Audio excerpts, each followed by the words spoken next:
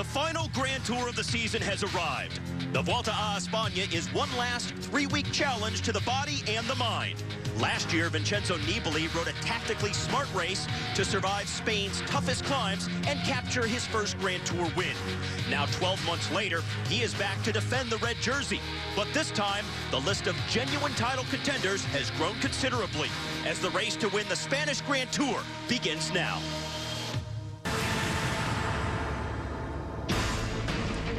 Just a day at the beach, a unique venue for the start of any Grand Tour, and this is where the Vuelta begins its 66th edition today on the Spanish Mediterranean coast. Well, we are now live in the town of Benidorm, a tourist location on the Costa Blanca. Gorgeous setting for the team time trial that kicks off this edition of the Vuelta. And this is the Skill Shimano team, one of 22 teams in this race. They will be the first on course. It's a 13.5-kilometer TTT, and all the teams today will be separated by 4-minute intervals. So this is the way we will begin with the final Grand Tour of the season. Well, this team time trial, a very difficult event to start the race off because the guys have to be so precision-oriented. They have to know each other's teammates down to every little nuance. And every guy, when he hits the front, basically going flat out. The challenge for this course is it starts out with about 2 miles of climbing. That really upsets the rhythm in the team time trial course. Well, let's take you through the course as we have a moment here. This team time trial down in southeastern Spain in a picture postcard setting, Benidorm. It'll be that 13.5-kilometer route that we noted, but that climb early on really changes the dynamics of a traditional team time trial, something you don't often see. That's exactly right, Steve, because typically the team time trial tends to be flat, and the guys are going about 35 miles an hour. When you start out with a climb, if the guys go too hard off the line here on the beach, they will blow their teammates apart, and it will kill them for later on. So some teams are going to shine in this, and some are really going to misjudge it. Just past 5 p.m. local time in Spain.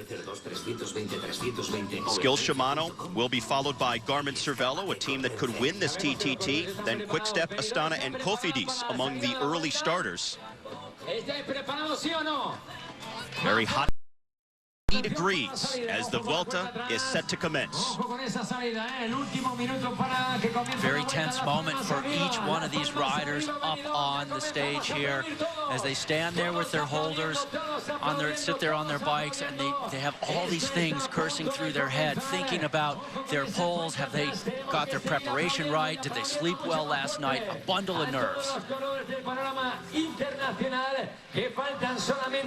Skill Shimano, a team that's basically stage hunting at this year's Vuelta. No top GC riders. They do have the German Marcel Kittel, who's coming off 4 stage wins at the recent Tour of Poland. They'll be looking to him to make a name for this team over the next 3 weeks. Well, this team, Kittel in particular, really has a shot at some stage wins, but this is a much bigger competition than he's used to. 6, 5, 4, 3, 2, 1, comienza la Vuelta a España.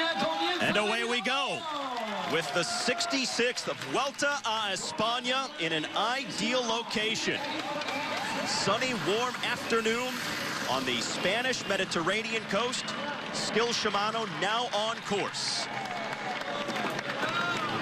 And we all know that the riders make the race, but this year the course is going to have a lot to say about it as well. Over 2,000 miles in 21 days, 9 flat stages, 10 mountain stages. This TTT, as well as an individual time trial, 6 summit finishes also thrown in for good measure. Stage number 4 up to Sierra Nevada, the first big summit finish very early in the race. And the very next day, stage 5, Valdepeñas de Jaén, is where Igor Anton won last year. As they move north through the heart of Spain, you get to that individual time trial on stage 10 that could really be pivotal. And right before that, stage 9 is a summit finish, as well as right after that, stage 11. So a very tough 3 days there. A lot of the riders think that the mountains in northeastern Spain in the final week could also be decisive. I'd certainly look to stages 14 and 15. Those are both big summit finishes, including the Angleroo on stage 15, which they haven't seen in a few years. Very tough summit there. Angleroo back this year, and then in the final couple of stages, they will visit the Basque Country of northern Spain, and politically, that's very significant. They haven't visited that region in 30 years. And really, the Basque region of northern Spain is cycling crazy. These people will be out in droves for their national tour after not having it seen in their region in over 3 decades. And the historical ending point is the parade around the Spanish capital of Madrid on the 21st stage, the final day of the race. Here are the numbers, and pretty daunting when you look at them. It may be the final Grand Tour, but it's by no means an easy Grand Tour. Steve, I get nervous just thinking about how tough this is going to be. And even for right now, this early in the race, teams like Skills Shimano in this team time trial, they are going to stand a chance to really suffer in this opening team time trial, because it's going to take real experience not to overdo it in these first 2 miles. Last year in the team time trial that opened the Vuelta, it was held at night in Seville. And in case you're wondering just how much this may break up the general classification contenders, among the teams that really mattered in the GC last year, at the end of the team time trial, they were separated by no more than 30 seconds. So there will be a little separation, but none that is really substantial. I think we'll get a little more separation this year because of this climb at the beginning, but still, this is not going to make or break anybody's race. Certainly, the individual time trial you just noted on stage 10 will be Joaquim Rodriguez's big nightmare, most likely, once again. That's how he suffers in the individual time trial. Now let's take a look at our Road ID stage profile for this first day of racing, and there is the climb that comes in the first 4 kilometers. So they hit it right off the bat, and then later on there are some technical corners on some cobbled streets before a 5K straight run into the finish. And here is our second team, Garmin Cervelo, a team coming off a collective success at the Tour de France. Yes, you could say that a few times. Winning the team time trial there, putting Thor Hushovd into the leader's jersey, which he held for a week. Then Tyler Farah got a stage win the next day. Hushovd got a couple more individual stages. They were on fire in France in July. Second of our 22 teams, Garmin Cervelo with Dan Martin and Christophe Lemavelle as their co-leaders on the general classification here at the Vuelta. They have Tyler Farah for the sprints, and also Henrik Hausler returning from several injuries, who could also factor in some stage outcomes. So Garmin Cervelo is down the start ramp, and they are on the road. 2 teams have begun their team time trial as we're underway from Spain. On the road as we now move back to the start ramp for our third team of the day. This is Kwikstep, a team that will be highlighted by Tom Bonin and his pursuit of sprint wins. Bonin coming off a concussion at the Tour de France and now feeling better, but still feeling the effects of banging his head. He's got a stiff neck, some sore shoulders as he comes in to this Tour of Spain. And that cannot help a guy's confidence when he really built his reputation as a field sprinter. The last couple seasons he's been saying he's afraid of field sprints and he doesn't really like doing them so much, and then he gets a concussion at the Tour. That does not help. Doctors have told him that the sensations he's feeling in his upper body may go on for the next 6 months. That's how severe his injuries were.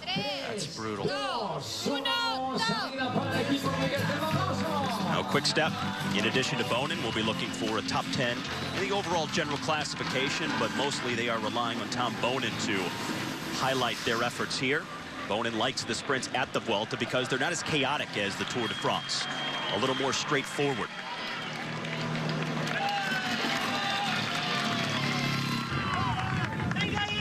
So Kwikstep gets out of the gate. Astana will be next, followed by Cofidis. Kwikstep gets out of the gate. Astana will be next, followed by Cofidis. You can see the guys climbing right now, and if you think about the wrench that throws into the very high-speed precision of a team time trial, normally they'll all be sitting down, they'll be ramping it up to 33, 34 miles an hour. But right now, they have to measure that effort a little bit on this climb. Some of these teams very much an unknown when it comes to the team time trial because they just don't get a chance to practice it a lot. And especially the collection of 9 riders for every team that have come together at the Vuelta are not always at the same race to work with one another. Yeah, in fact, a lot of these teams will only see all their teammates when they have their preseason training camps. So that's why they have to have those, so they get to know each other a little bit, because they may not race together all year except for the Vuelta, for instance. And we apologize for the picture breakup coming from Spanish television. This is back with the Kwikstep team. They have followed Skill Shimano and Garmin Cervelo out. Every team starting in 4-minute intervals today. In the team, that the last Grand Tour of the season is upon us. Just amazing how fast it all flies by.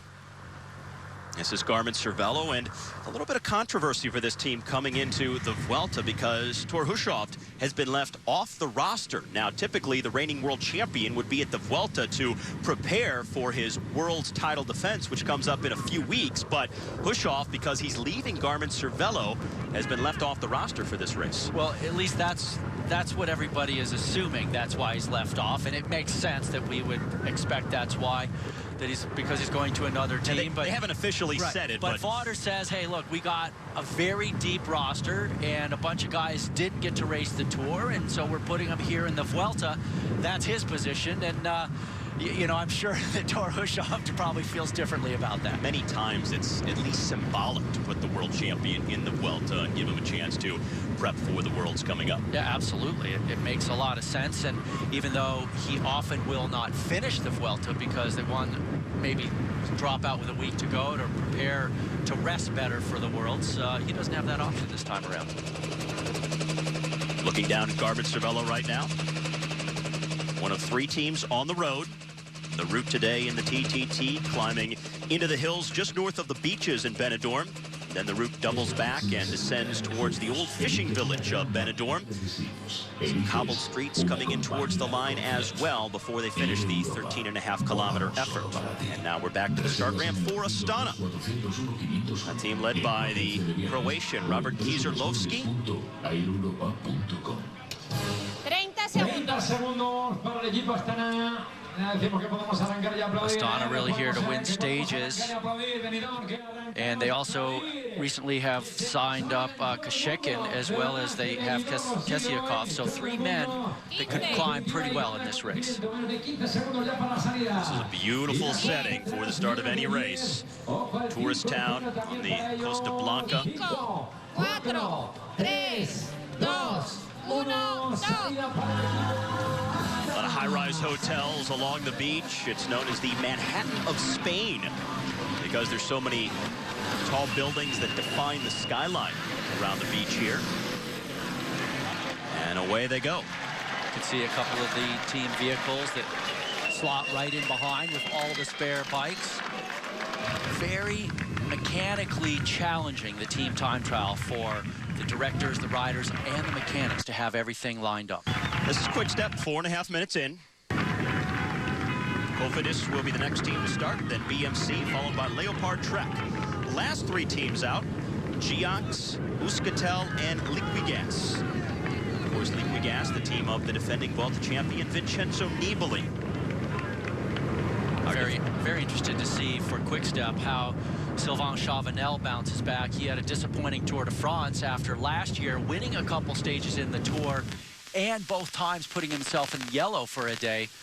And this year he didn't get that same type of result in July. See some separation among the Garmin Cervelo riders. At the finish line, the time will be taken on the 5th rider across the line. So you have to finish with at least 5. You can lose 4 along the way. And it'll be the first rider for each team that crosses the line that will get the highest placing in the general classification. So oftentimes you see teams come to the line with the minimum because they burn so many guys out on the road, but you have to finish with at least 5 for everybody to get the top time. Look at our second rider here. Notice how far forward he is. The leg speed cranking over, really tipping the saddle.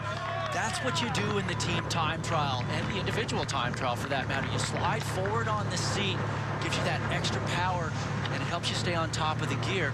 The rules specify that you can't move your seat too far forward in relation to the bottom bracket, so the guys have to tip it. Everybody working in concert with one another. It's one of the great things to watch in cycling when you get a well-oiled machine in a team time trial. Ironically enough, riders will tell you one of the most difficult things about this discipline is when you pull off the front, it's getting on the back because everybody else is moving so fast. You move out into the wind and then trying to get on the back with everybody else flying along. It's the hardest thing you have to do. Extremely tough to do, and really one of the most beautiful disciplines in cycling. I think the team time trial is probably the second hardest thing to do on the road behind a good lead out for a field sprint. Always a good way to start a Grand Tour. Lets a team get out there together. You get a little definition to the general classification right off the bat. And now we slide back to the Cofidis team. 5th team to start. Cofidis, the French team, highlighted by David Moncoutier, who will be going for a record 4th King of the Mountains jersey here at the Vuelta this year. 3 Spaniards have also gone with 3 King of the Mountains victories, but Moncoutier now shooting for 4 in a row. He also wants to pick up a stage win. That's Rain Terame there in the special jersey. Terame, a national champion, so he comes in a special jersey. Rain Terame racing his 2nd Grand Tour this year. They were reluctant to allow him to race here at the Vuelta, but he said he felt good after the Tour de France, and his goal is to capture the best young rider jersey, maybe get a top 10 on the GC, and perhaps win a stage. Rain Terame, the promising young rider for this Cofidis team. A lot put on his shoulders for the future, and hoping that he can have a solid 2nd Grand Tour of this 2011 season. Yeah, he's their GC man. He's got to get it done.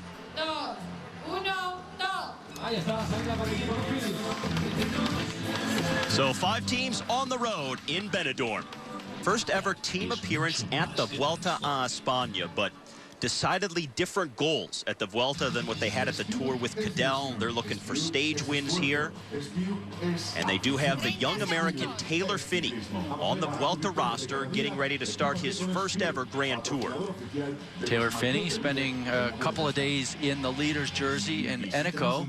Won the prologue, which was his first professional win. Yeah, he's really been great very late in the season, but he's a guy who's been up and down, and he admitted himself that maybe he didn't train hard enough and didn't stay focused during the season because he felt like he was in such a big show on this pro team. So BMC makes their start on the beach.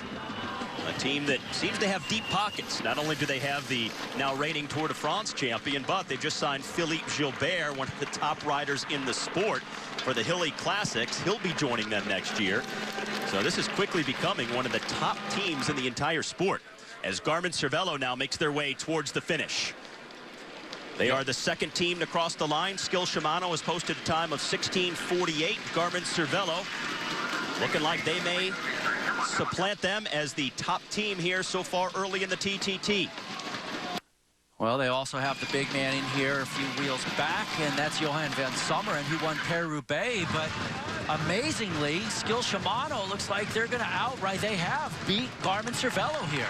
Well, our first look at the finish line, and they were a little further back, and actually finished 7 seconds back of Skill Shimano with just 6 riders. So they lost 3 on the road.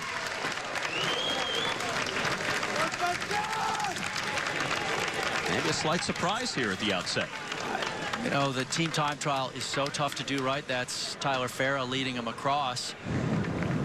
And you would have thought that that team that has so much experience would have put a better ride in than Skill Shimano, but you never know what happened to them out on the road.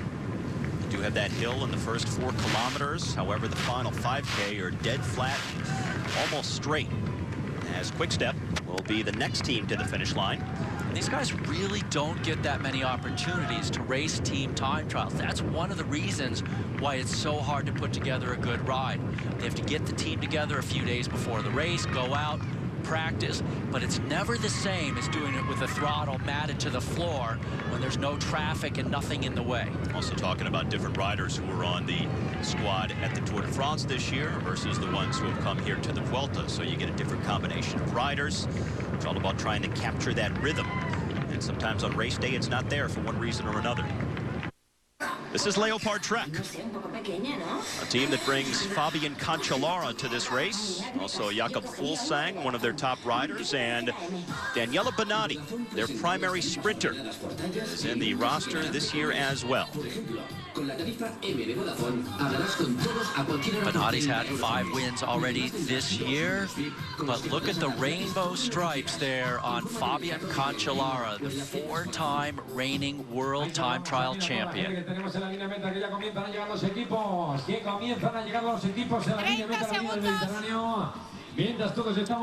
Schleck brothers will be racing in Colorado at the same time as the Vuelta is unfolding, so no Andy or Frank. But still some pretty marquee names for this squad in their first year.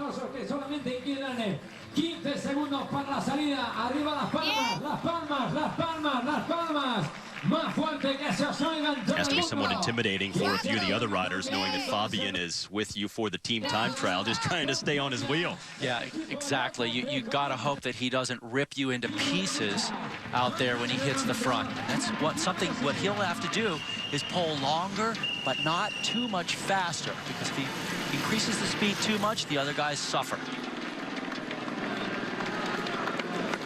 Leopard Trek, the 7th team to start. Rabobank will be next. This time, Garmin Cervelo, 7 seconds slower than Skill Shimano. And now Kwikstep coming up to the line. Looks like they still have 7 riders together. And they have the new best time by 3 seconds. So quick. The Dutch Rabobank team will be the next to start as they get ready to roll off the start line in Benidorm, the coastal town hosting the Vuelta a Espana for the 3rd time. Its previous visits coming back in 1964 and 1987. Their director, Eric Broyking, really believes that this TTT suits his team, especially with this hill at the beginning, so it's a big goal for him. Rabobank featuring the multi-time world champion Oscar Freire. They'll have him for the sprints. They'll also have Steven Krausbeck for the overall, a very good young rider who has proven this year alone that he can hang with some of the best climbers in the world. He was incredible in the Giro d'Italia. Really opened a lot of eyes, and we'll see how he's recovered from that and then gone for another peak here for the final Grand Tour of the year. This is Astana coming to the line with 7 guys. Kwikstep has the best time at 16:45 over the 13.5-kilometer course. And Astana has the new top time at 16:40, so they go through 5 seconds faster. This is Vakon Soleil. The team that is missing Ezekiel Mosquera, who finished 2nd to Vincenzo Nibali at the Vuelta last year. Mosquera facing doping charges from last year's Vuelta, and his case is still open-ended, so without a resolution, they've decided not to allow him to ride. So Vakon Soleil missing a key GC piece as they start the Vuelta today. Steve, I'm all for due process, letting people defend themselves, but the way this works in this sport sometimes is just, it's really painful to see it take a year and longer. Yeah, it's ridiculous. 3, 2, 1, stop!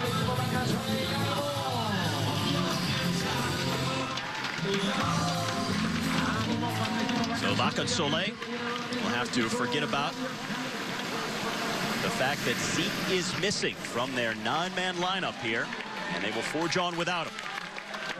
They'll be looking to support Wouter Poels as their main general classification man here. And their Belgian on the squad, De Volder, looking for a good race as well. Here's Cofidis coming up to the finish. Astana currently has the best time at 16:40. And notice they're down to 5 men, the minimum guys. So it's the time of the 5th rider across. Have to finish with all 5 for everybody to get the top time here. And they've already slipped down beyond the top 3 times. The fewer guys you have at the end, fewer guys to give you rest, so it's hard to keep that pace up. Cofidis not expecting to challenge in the team time trial today. And they are currently in last place, 23 seconds behind Astana. The team. We come back to the Shack, Radio Shack, about to start the Vuelta. and trying to use this race to forget about a disastrous Tour de France, where it seemed like everybody on this team was crashing every other day.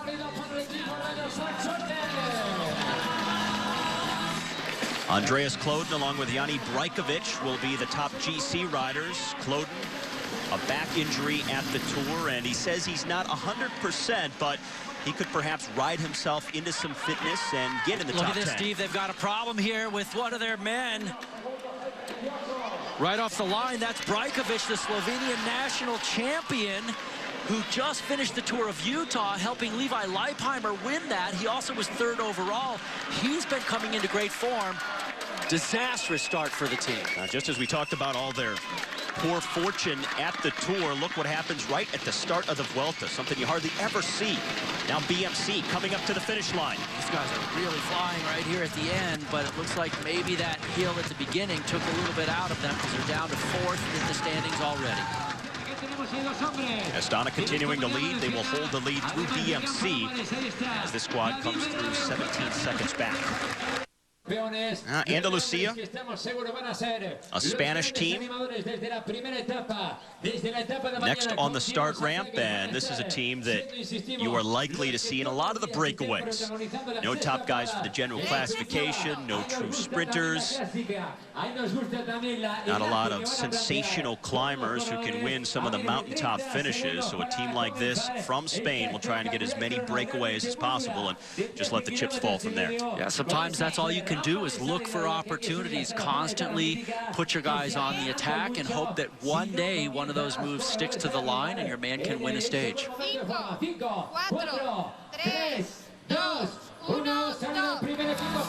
So this marks the midway point of the team time trial. 11 teams out and 11 teams left to start in Benidorm.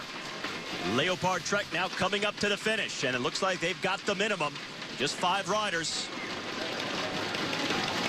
Fabian Cancellara, 3rd wheel. Astana has the best time, but this is a good ride from Leopard Trek. It's a great ride by these guys.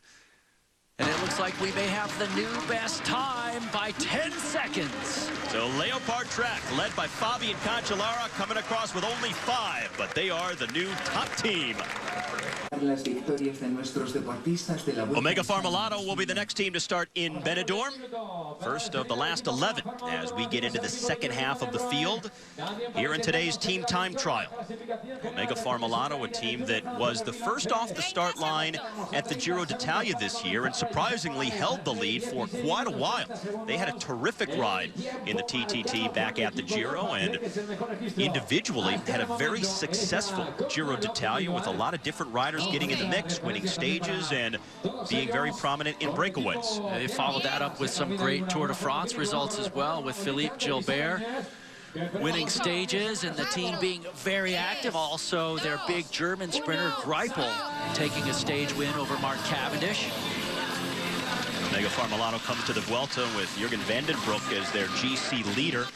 He crashed out of the Tour this year with a collapsed lung, 3 broken ribs, and a broken shoulder blade. But believe it or not, in just a few short weeks, he has recovered from all those injuries and trained this last week at altitude at the Sierra Nevada, and he's ready to go as Rabobank comes up to the finish. Rabobank's director, Breukink, once again said he thought this would be good. That's Luis Leon Sanchez in the Spanish national champions jersey there. Now look at that bunch of men for this team coming to the line together. It looks like all 9.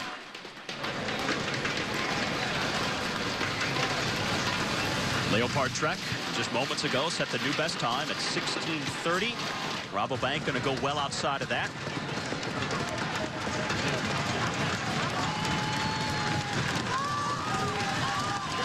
The orange and blue Dutch machine. No crossover. 30 seconds off the pace. It with the Italian teams at the Giro as well. The French teams at the in France. Exactly. That's Yep. right. That's the way it works. You got to showcase your own. Here's Saxo Bank.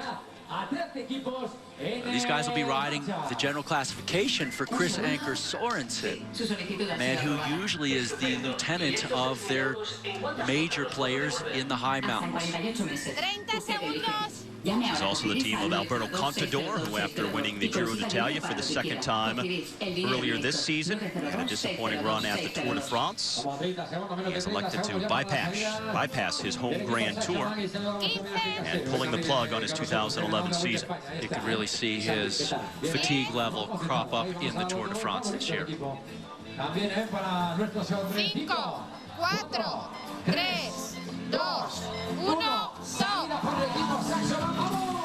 There was some talk early on that after winning the Giro in such convincing fashion, he could also recover, win the Tour de France, and perhaps show up at the Vuelta in a bid to become the first man in history to win all 3 Grand Tours in a single season. But once again, we were shown how difficult it is to go 1, 2, 3, even just win 2 Grand Tours in a single season is hard. Yeah, and look at this, Nicky Sorensen on the front for Saxo Bank, looking back for his teammate who also had a bad start, just like Radio Shack. Now back on Soleil, coming up to the finish line, next team to cross. Outside of the top time of Leopard Trek at the moment. 2 teams with some issues off the start ramp. We saw Yanni Brockovich quickly get onto the back of the Radio Shack team train. See how it works out for Saxo Bank momentarily. It's really going to hurt Radio Shack's time, though, having to wait for Brockovich. There's no doubt about it. And back on Soleil, slipping down the standings. Well, they've been in the Vuelta before.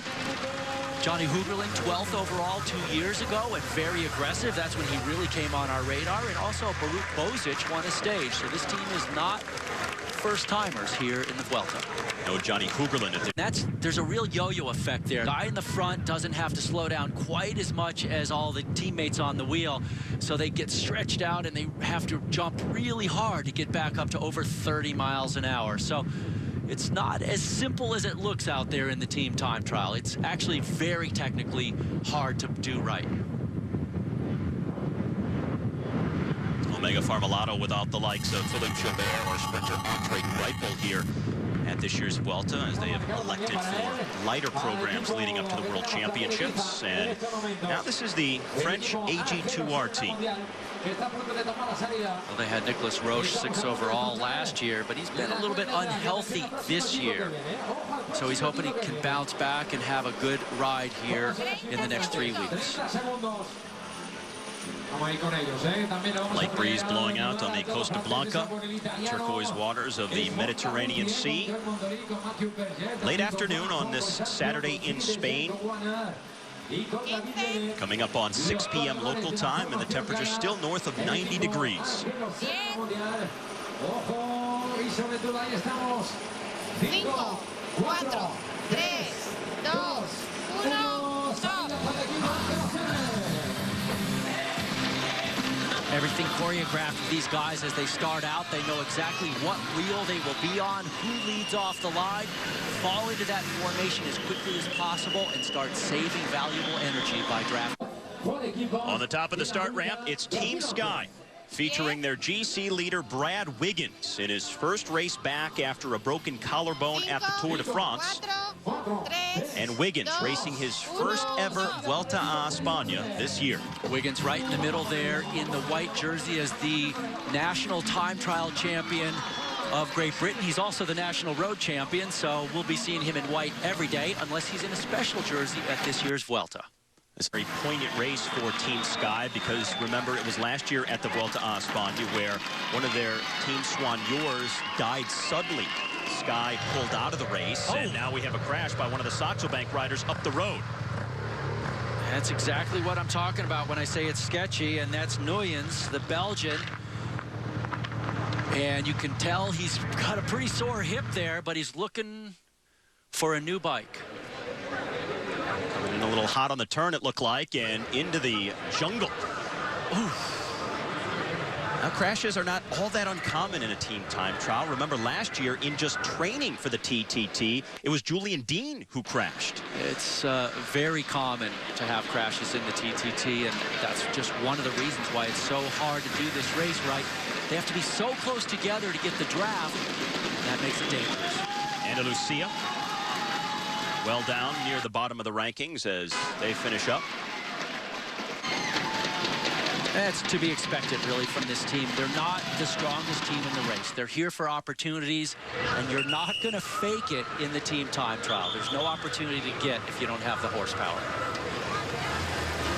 At the same time, they won't be bothered by it. They know it's not a top priority. Over a minute off the time of Leopard Track, the team that is leading things at this stage. Breakaway when they see it, and they love to be there. They should have a respectable team time trial. It's a bunch of big guys with a lot of horsepower. You can see just how tight some of these corners are. Big crowds out as well on this hot, sunny day.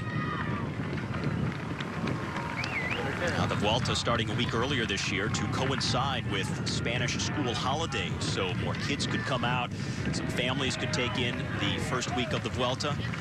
It's a nice idea, and this is Adam Hansen off the back, and it's not because he's not a good rider, it's because he took a hard pull on the front, drilled it, and then sat up, because it's the time of the fifth guy.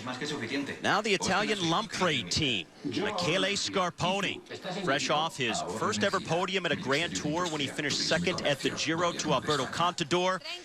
He's recovered, recharged, and now coming to the Vuelta for what he says is an opportunity to win his first ever Grand Tour, and he's a legitimate GC threat. You got to take into consideration the man who was third at the Giro was Vincenzo Nibali, the defending champion here. Nibali was leading his Liquigas Cannondale team at the Giro.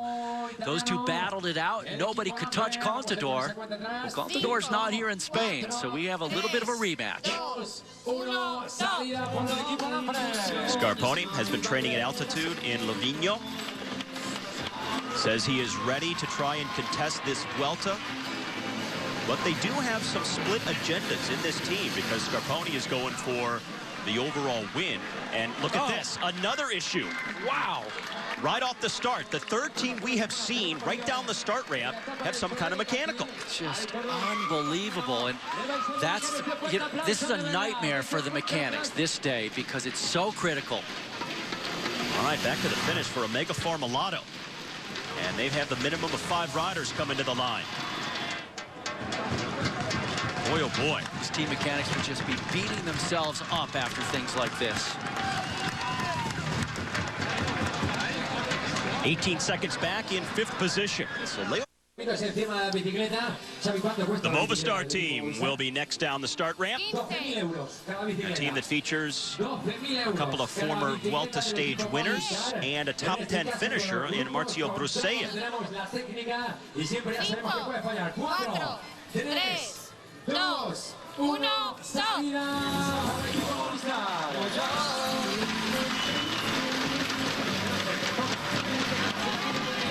Good mix of veterans and young riders here for Movistar at this year's Vuelta. Their director really saying that they don't have one hitter to win this race or be in contention, rather several strong men. So they might be looking for something like the team classification more than putting someone in the top 5 overall. And Saxo Bank coming up towards the finish. This is the team of Alberto Contador. I actually spoke with Contador's director, Philippe Maudouy, during the Tour de France to find out why Contador raced the Giro when he knew it would interfere with his tour. He said because he had a court of arbitration for sport hearing scheduled for June. Didn't know if he was going to race the Tour, so he had to gamble, and that cost him at the Tour. Which seems a little odd because even with the hearing, had it not gone his way and been held in June, he would have lost the Giro title anyway. Yeah, you think so. 8th place here for Saxo Bank at 16:58. That Pataki is going to be challenging for that just yet. And Pataki admittedly said he did not like his Tour de France this year. He won 2 stages and the green jersey in 2010. In 2011, he got nothing. He got 2nd place on a day. And he wants to win some stages here in Spain. Katusha is the team of red jersey hopeful Joaquim Rodriguez. Certainly a guy who can climb with the best in the world. However, this right here is his Achilles, the time trial. Among all of the top GC riders, he is probably the worst rider against the clock. I have to agree with you on that. And the team time trial, not as bad for him because he can depend on the strength of his team. And the team's been okay in some team time trials this year. But stage 10, 47 kilometers. that's a day where he can lose not just seconds, but minutes in the general classification. Rodriguez last year at the Vuelta actually wore the leader's jersey for a couple of different days, but on that final individual time trial, he absolutely imploded, and as a result, he worked on his form in the time trial during the off-season. He says he's better, but still not probably where he needs to be. Yeah, in that time trial, that ill-fated time trial you're mentioning, he lost 4:18 to eventual winner Vincenzo Nibali. You're going to have to be a lot more than better to not lose the jersey. You're going to have to be way better. Anxious moments for Team Sky. They were down to 4 riders and actually had to slow up for a moment to allow the 5th guy to get on. So they'll be coming up to the finish line shortly as we move back to HTC High Road and their start. This is the team that's the defending champion in this team time trial from last year's Vuelta. And though this is a very good technically team time trial team, I look at this squad with Cavendish, Degenkolb, Howard, and Goss, and I think that this uphill at the beginning is really going to hurt their challenge to the Leopard Trek for the overall in this particular stage. HTC High Road in their final Grand Tour as a team. Hard to believe, but they will cease to exist at the end of this season. This team has won almost 500 races between the men and the women over the past few seasons. It's really a shame to see them going their separate ways. Last year's win at the Vuelta in this discipline put Mark Cavendish in the red jersey as overall race leader in the first days. And now this is back to Team Sky. They are down to the minimum of 5, and as I mentioned, they had 4 a few moments ago while we were away, so they had to wait up because you have to finish with at least 5 guys for everybody to get that top time. That's Zondio on the back who's sitting out poles. I didn't notice if that was him who had been dropped earlier, but really a tough situation to see these guys in because this is a team that I thought could have challenged for the stage win. They were 24 seconds back at the intermediate split that came halfway through the race. So not having a good ride here. Problems came early and often for this squad in this team time trial. Very disappointing for this squad. Bradley Wiggins now finds himself 42 seconds down in the general classification. The team of Joaquim Rodriguez. I see a lot of gesticulation up there in the middle of the group there by one of the riders trying to get guys to rotate in a different way. Well, this is the first of our final 3 teams. Geox next to go. They'll be followed by Euskaltel and then Liquigas. And Geox not invited to the Tour de France this year, so after the Giro, they have recalibrated their season to focus solely around the Vuelta with Dennis Menchov, who you see right there, a 2-time Vuelta winner going for the hat trick here in 2011. And pretty interesting, his teammate Carlos Sastre, both the times Menchov won, Sastre on a different team was second. So they do have some very good history at this race. That's Carlos Sastre there. I almost would have to, just over the last couple of seasons, count Sastre out of the GC before it starts. But Menchov, that guy can time trial, and if he's climbing all right, he could be a big threat. Menchov, one of only 2 former Vuelta winners in the field this year. He's won twice, and then Vincenzo Nibali, our defending champion from last year, is the other. It's a massive hurdle to go from 2nd overall to 1st overall. It takes such a special combination of not only fitness, but luck and your team and being low stress and recovery and everything to come together to make them. Just 2 teams left to start, Euskaltel and Liquigas. And this is HTC High Road, the team that just started a few moments ago. Cavendish just hanging off the back there. It looks like he is dropped.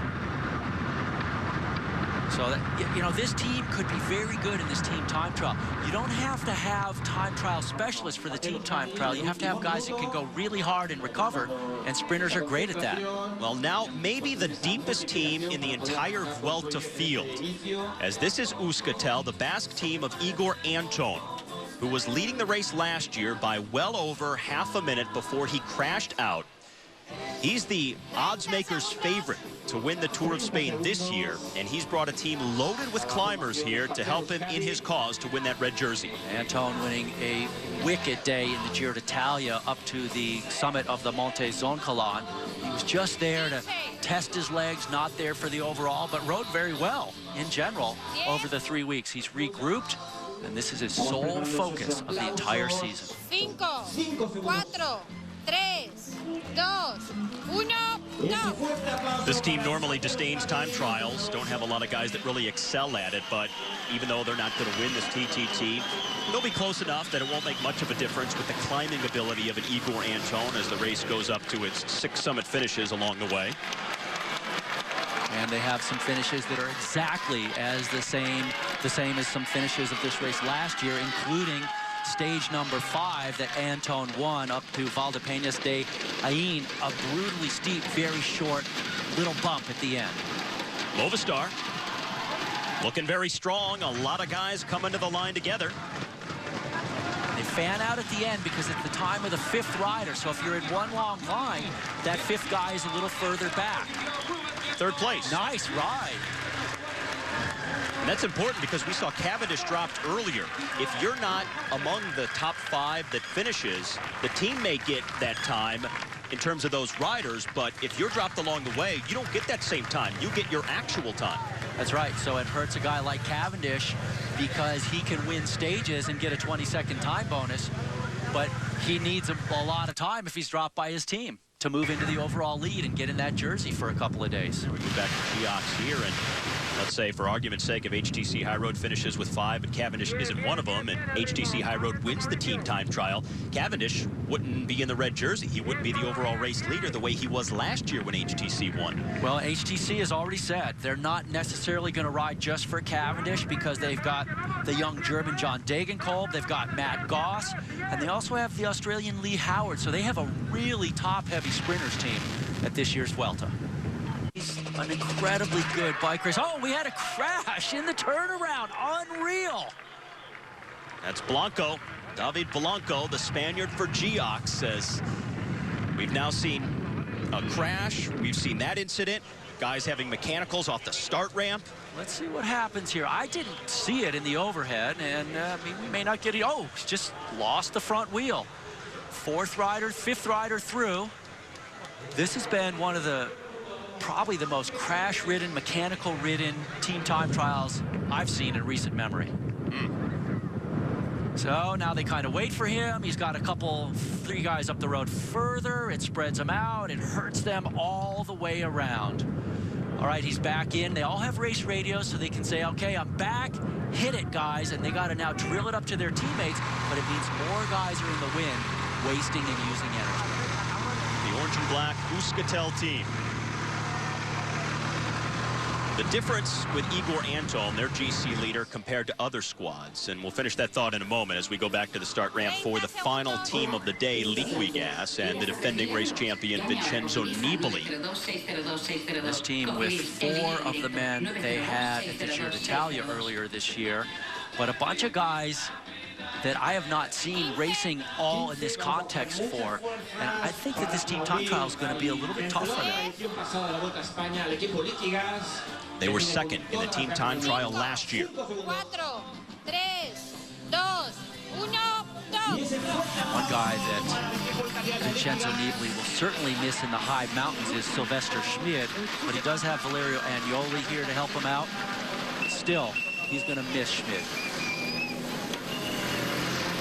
And the good thing about Nibali is he can throw down a pretty respectable time trial, and that really helps against some of those guys that are more pure climbers. Euskaltel, a team with a lot of fans. Rolling through Benidorm. The noise these guys are riding through, it's just a wall of sound in between the buildings reverberating off. I can tell you, it's so loud, you cannot hear your race radios in your ear. The director could be yelling at you. That won't help.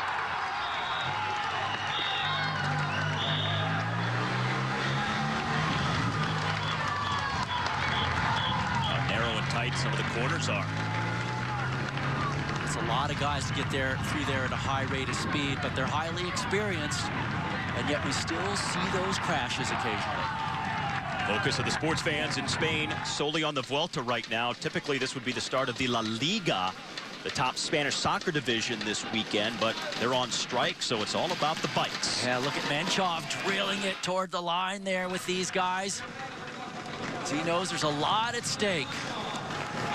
Look at that, Giox. Well behind. 43 seconds down. Looks like he's opening it up a little bit too much. He's gapped off his teammates. So Leopard Trek will win the team time trial. Liquigas finishes second at 4 seconds down. As we continue, it's the post-race report presented by SRAM. Leopard Trek, the winner of the TTT. Are the results of stage 1. The team time trial won by Leopard Trek, leading Liquigas and HTC High Road in the top 3. Leopard Trek with an official time of 16 minutes and 30 seconds in the seaside town of Benidorm here on a lovely Saturday.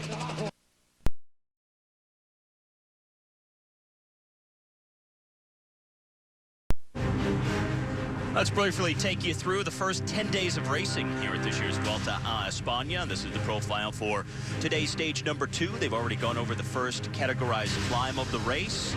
Largely flat the rest of the way. A little bump inside the final kilometer at the end of today's 174-kilometer effort. 108 miles, but you can see as the week wears on, a lot of big mountains coming their way, fast and furious. And the first mountain coming up on Tuesday, stage 4 to Sierra Nevada. So the mountains come quickly at this year's final Grand Tour. As we are live, under 64 kilometers left to go on stage 2 into Playas de Orihuela. Alessandro Pataki won last year's stage near this town, but the town is actually some distance inland from the beaches, and that's where today's actual finish is located.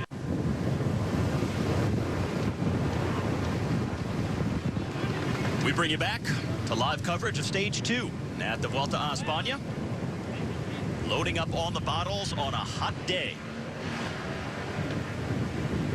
That's Steve Wannard, the French rider on the AG2R Le Mondial squad. Heading back to the car, talk with him a little bit in person, get the bottles, get the food.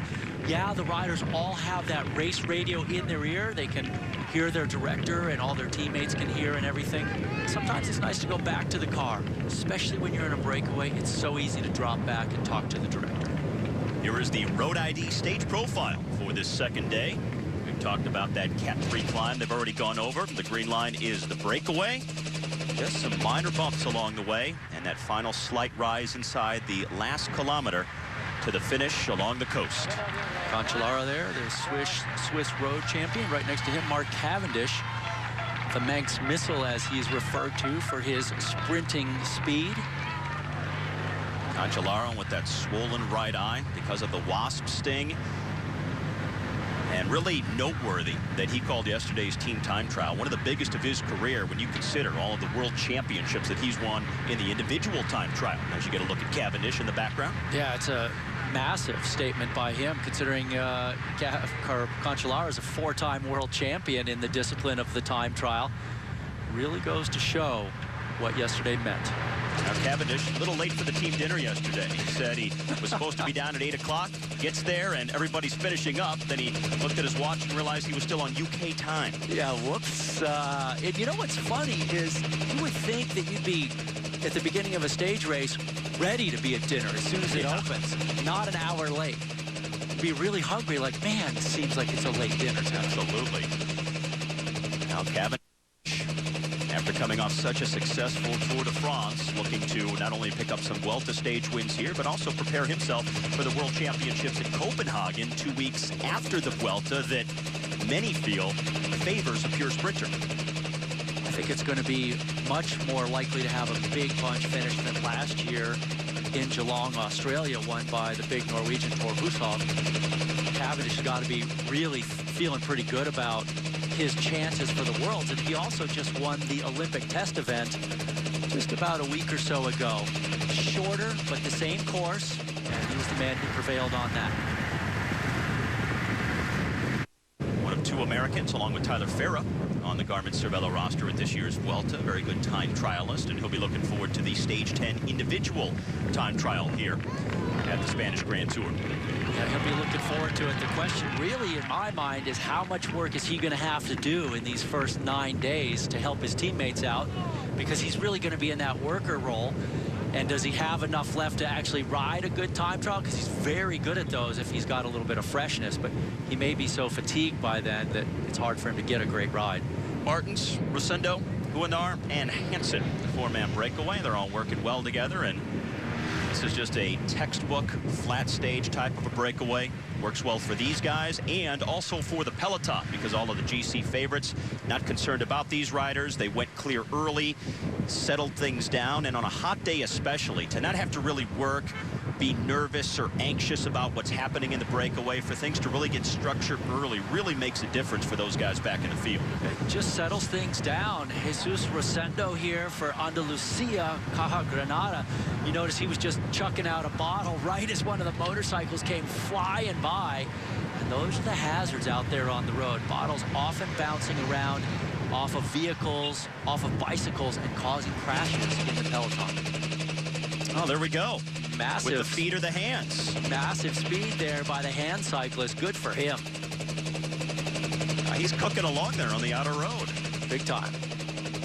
He doesn't have the benefit of the draft and all that inertia of the peloton. This is Cancellara back in the caravan. Now loading up on the bottles. Cancellara did so much work to help in that team time trial win yesterday, and of course he'll be one of the favorites for the individual time trial on Stage 10 here this year. Cancellara, when you think about his skills as a time trialist, and then you think about the size of his engine and how much work he does for whatever team he races for, it's one of the reasons he is so incredibly valuable to a team. He can pilot his leaders through cobblestones and flat sections and keep them out of trouble. He can power the team time trial. He can bring back breakaways. He's just got this immense skill set that he can tap into day after day. He was such a marked man in the Classics earlier this year. Really came out of the Classic season frustrated because he didn't get the signature wins that he's used to. Now Philippe Gilbert seems to have taken over as the top Classics man, at least in the hilly Classics, and he's really grabbed the marquee spotlight from Cancellara. But you know, come next spring, Cancellara going to be very hungry to get some of those big wins back, like Paris-Roubaix, Flanders, and the races he loves so much. You do not want to go up against Cancellara when he's hungry, because that man will cause you some serious pain. But I do have to congratulate BMC for hiring Philippe Gilbert. Wow, what a massive signing for that team. They also picked up Thor Hushovd, and they have the Tour de France champion Cadel Evans on that squad, so really bolstering their ranks. This was just moments ago. Fabian Cancellara, the most aggressive rider yesterday at this race, loaded up with water bottles, but still probably faster than half the guys in the peloton. I think we need to start calling him Sherpa Cancellara. Look at all the bottles in his back, in his belly, everywhere under his jersey, as he moves toward the front to distribute those to his teammates. I'd follow him up Mount Everest. Yeah, no kidding. Now we're back live to our 4 leaders. That's Jesus Rosendo out front there. And that another breakaway, hovering just above the waterway. You know, the birds actually draft each other a little bit like cyclists do when you see them in the sky in those big formations. Saves a little bit of energy for the birds flying behind. Did you just make that up? No, it's true. I mean, it sounds like I made it up. That's what I thought. Well, you think about stuff, the long distances they fly. They, you know, they can't get enough calories by eating, so they got to save energy. And maybe Cancellara is carrying some water for them too. Who knows? There you go. Well, lots of flat road today. Last chance for the riders to see the Mediterranean at this year's race, because after today's Stage 2, they head back west and then north up through the heart of Spain. And now 3.5 minutes. The gap had been 6 minutes at one point for our 4 leaders, so it's coming down as several teams are working in the field behind. Certainly not what these guys want to be seeing on the board and hearing in their ears. They want the field to be toying with them a little bit and timing it and hopefully messing up the timing and leaving it too late. because at this point, these guys really looking like they can't even make it to 20K to go before they get caught if the field keeps driving like it is. Under Paul Martins, Jesus Rosendo, Steve Huanar, and Adam Hansen. As we look down on the main field, riding inland right now, and then about the final 30 kilometers are back near the coast. Oh, and they are getting after it now. Lots of attacks out of the break, and this is... It's Rosendo. Yeah, it is Rosendo, the Andalusia rider. Looks like he's going for the sprint. The intermediate sprint coming in the town of Dolores. This is the second of 2 intermediate sprints. The previous one came just over 80 kilometers left to the finish line. This is the last sprint of the day. Well, this Andalusia team, they have to live for things like breakaways and intermediate sprints because it's probably the team with the least amount of horsepower. Wow, he went huge. Probably wasted a little bit of energy getting that large a gap for that intermediate sprint. But if you can't ride with the strongest guys, you got to go for these moves. Now this Andalusia team, one of only 2 squads to finish with all 9 riders yesterday in the team time trial, yet they finished dead last in the event. Yeah, and likewise, it's Radio Shack, the other team that finished with 9, and they finished just under 30 seconds back, but they lost almost all of that waiting for Yanni Brajkovic, who had the mechanical at the start line. Still several teams working at the front of the main field. Andrew has the gap now coming down close to 2 minutes, so it's steadily coming back as they're losing a lot of time in a hurry here. The thing about the crosswind is it's great for a breakaway group of 4 because they make room for each other. They're all in this together to try and stay away from the field. But back in the field, since they started with 198 guys, 4 up the road, that leaves 196. There's not room in the field to get a draft when that wind comes out of the side. And so guys end up in the gutter, and it's a massive battle. 2 minutes and 40K, over 3 hours into stage number 2.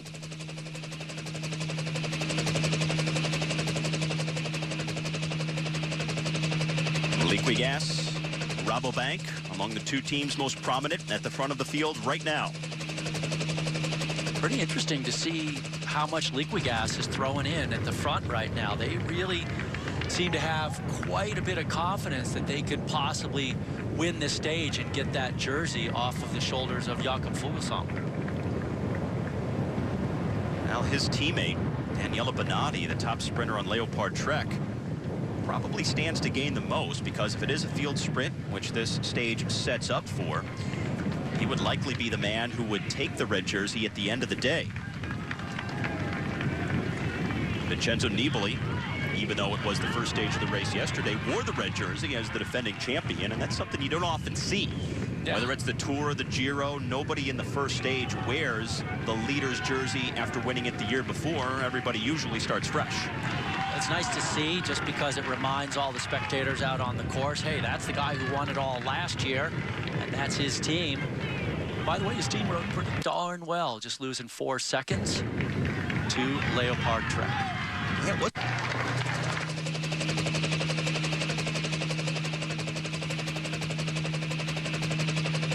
Now some narrow roads through town, widens out once you get outside onto some of the tree-lined boulevards.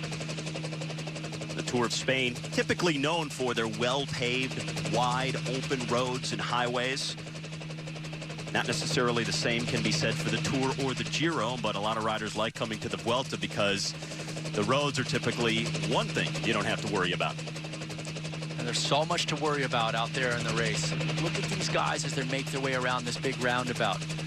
Imagine all the guys that are bumping into your shoulders and your elbows and your hips, and you're listening to your radio and you're looking at the other riders around you and you're thinking about the crosswind. There's so much going on as a bike racer, always hyper aware of your surroundings. Yeah, from the helicopter, it always looks like it's just a relatively serene procession of riders in a big group, but everything that's happening within that group, the fight for position, the looking around, the strategizing, there are multiple things going on at one time.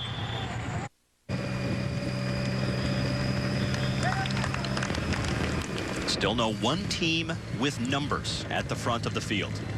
And at this point, The reason we're not seeing big numbers of one team is because it's 30 kilometers to go. It's about 19 miles left in the race for these guys. And they know that the breakaway is basically within their grasp. So they're not going to line up all their guys just yet and use them up. They want to wait as long as possible and try and take control right at the end in the last 10 kilometers or 5 kilometers even, and try and get their sprinter to the line in perfect position. Problem is, every team has the same thought. So it's all a question of timing. Who gets control first, and then the other teams have a hard time getting up there to try and wrestle that control away. And again, as we talked about earlier, with the different composition of riders in the various teams at the final Grand Tour, sometimes it's not the typical lead-out train that the top sprinters normally have at their disposal. So timing the catch, setting up for the field sprint becomes a more delicate proposition.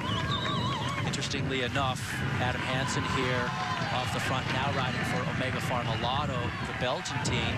Last year and the year before that, he was on HTC High Road. So these guys move around and they know each other from different teams, and so sometimes a guy on another team can be really happy for a guy's success, even though they're not teammates. Now, Steve Huenar of AG2R getting dropped by both Paul Martins and Jesus Rosendo as this breakaway is really coming apart. So you now have Adam Hansen up the road. He's the leader out there on stage 2. Then Martins and Rosendo together here. Steve Huenar, the fourth man from the breakaway, he's been dropped out the back. So it's 1-2-1 on the road from the breakaway, and then the field within a half minute.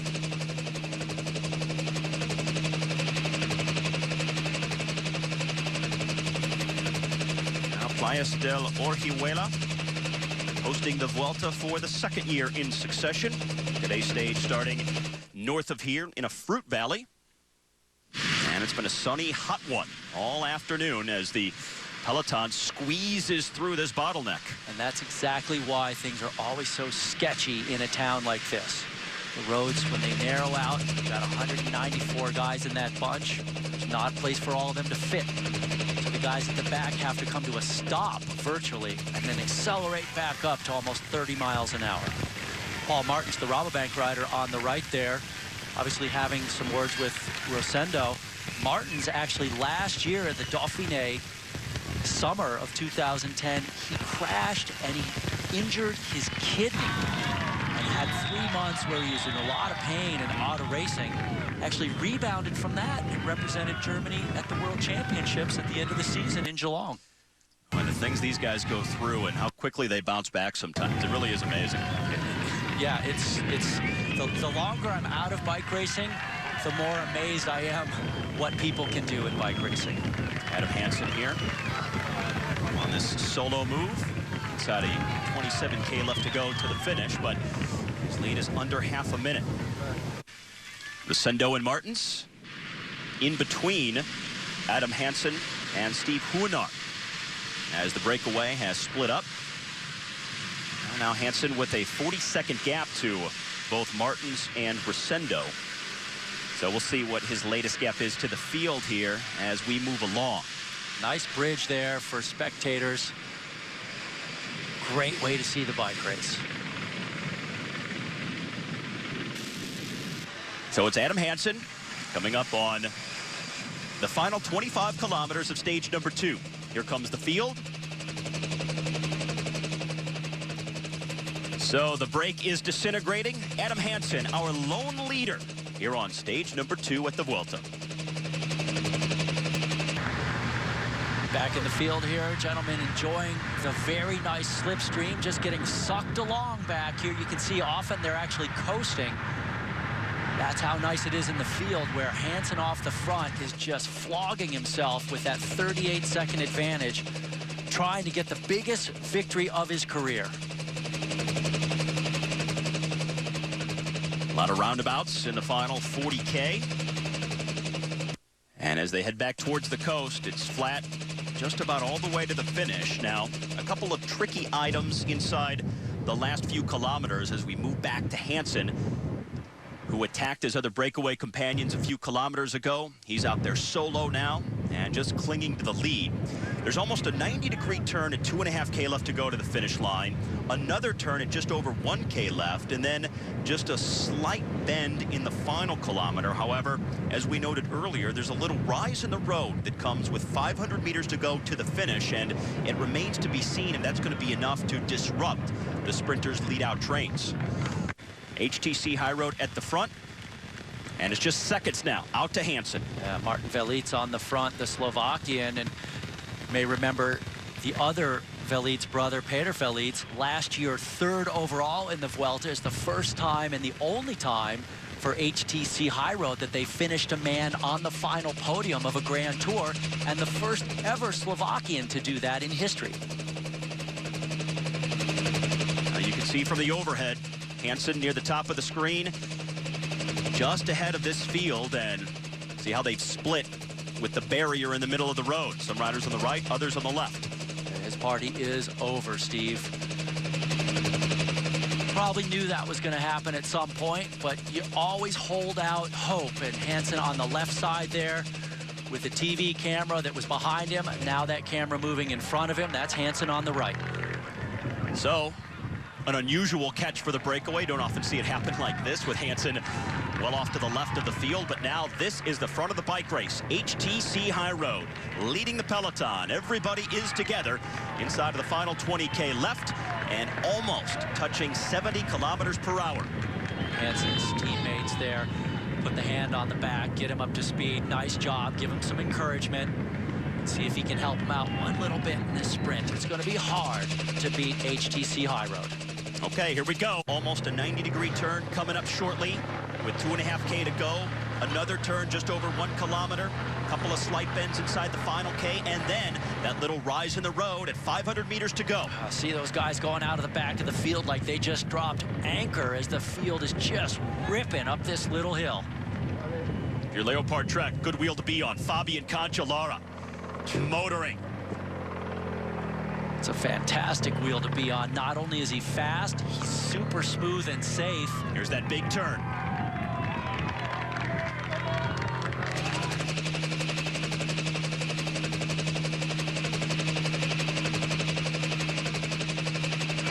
So we'll have one more relatively tight turn coming up just outside of the red kite, and 1 kilometer left to go to the finish. As now it's O'Grady on the front. Cancellara has taken his big turn. Kind of set things up. It looks like Cancellara did get back in the lineup a few wheels back, though.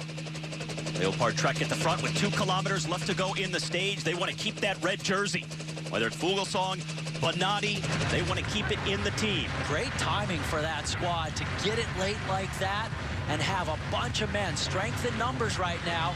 Cavendish is a little bit isolated, not many teammates left. That's Tony Martin for Cavendish on the left, but no other teammates around him. Skill Shimano just behind for Marcel Kittel. Cavendish may have to do this on his own. A little freelance action coming down the stretch. Well, he's done it before, but it's the hard way to win, that's for sure. Yeah, he loves to have his typical lead out. He'll be put to the test. So Leopard Trek, Skill Shimano, Katusha with riders near the front. That's the really hard right, just outside of 1K to go, and it's going to start to open up now. But remember, in half a K, they've got that 8% grade to really throw a wrench into the works. 1 kilometer left to go. Leopard Trek getting a man just off the front here of the field. That's one way to do it. You just go a little bit early. And that looks like Vigano. That's Davide Vigano, the Italian. Vigano going big, and there's the hill, and look at that thing. It's going to really hurt him. Davide Vigano has just a couple of seconds here. Other guys now trying to bridge as he hits the base of the hill, and look how quickly they swarm it. Over 40K an hour. 500 meters left to go to the line at the end of stage number 2. And remember, folks, this is uphill at 8% at almost 25 miles an hour. Some legs are going to explode. Katusha now bringing riders to the front as well. Slight bend in the road. Oh, this is now Kwikstep. Eddie, that's Bonin on the front. Bonin going huge, but it's so early. Tom Bonin's going to pull up, look over his shoulder. Now Omega Formulato with a rider on the left. Who's got it left after a climb like that? Over 4 hours in, Omega Formulato. Looks like Chris Sutton for Sky, perhaps. what would be the sprinter, but a climb like that really changing the dynamics for all these teams. The sprinters are hurting here. It's a two-man race coming down to the line. It looks like a slight gap, and it's going to be the rider from Sky who gets the win. Nice work. Very well executed, and that hill totally derailed all the lead-outs. Chris Sutton, their top sprinter, but that hill really changed the dynamic. Many of the marquee sprinters were not in the mix. Tom Bonin helped lead it out towards the top of the climb, but the Kwikstep man didn't have it. He pulled up. Then it was a two-man battle with Omega Farmalato and Sky to the line. And as we suspected it might, that hill played a decisive role in the outcome of the stage. Ended up being a very late surge around. But that's all it takes. You don't have to go long. It's who crosses the line first.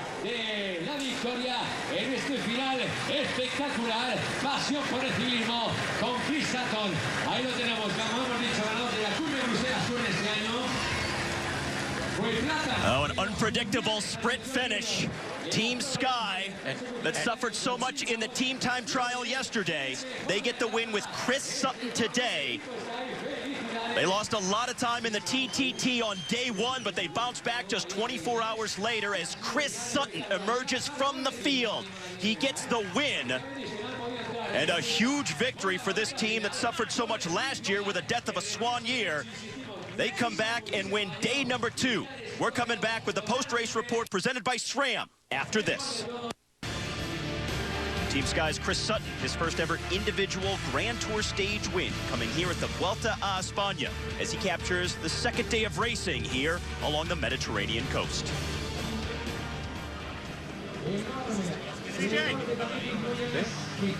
Chris, congratulations in a very good year after winning Corner Bruselas Quinning, your most important win.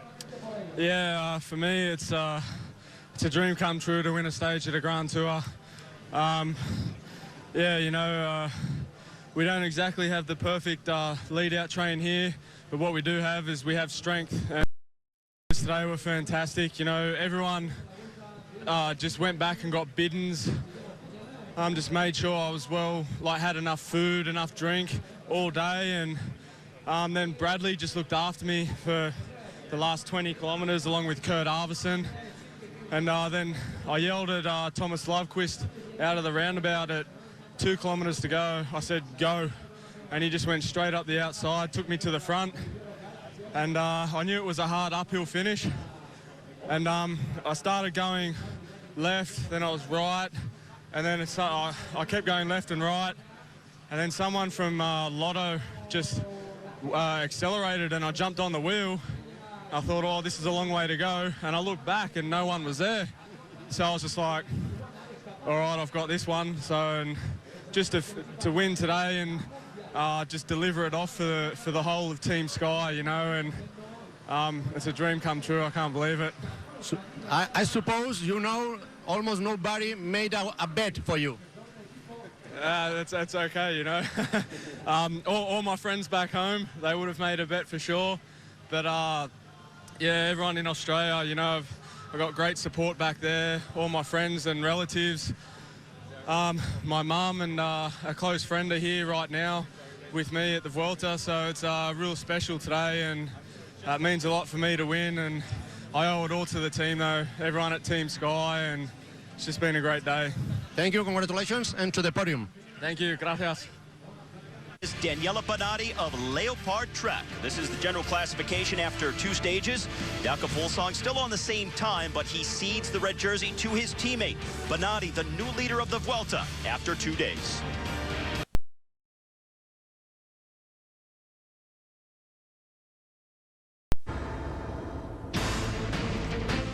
The Vuelta is ready to move inland after 2 sweltering days along the breezy shores of the Mediterranean coast. But it will be another hot one for stage 3 with temperatures expected to climb once again into the upper 90s. For stage number 3, once again, it's a southwesterly route that the riders will take, all inland, but 2 Cat 3s in the final 50K could change the dynamics once again. Another brutally hot day in the saddle. The guys just pouring through the liquids. Some undulation, 2 Category 3 climbs late in the race, and the final one, the last 2 miles of it are 8%. It tops out 8 miles from the finish. The sprinters will be desperate to get back on.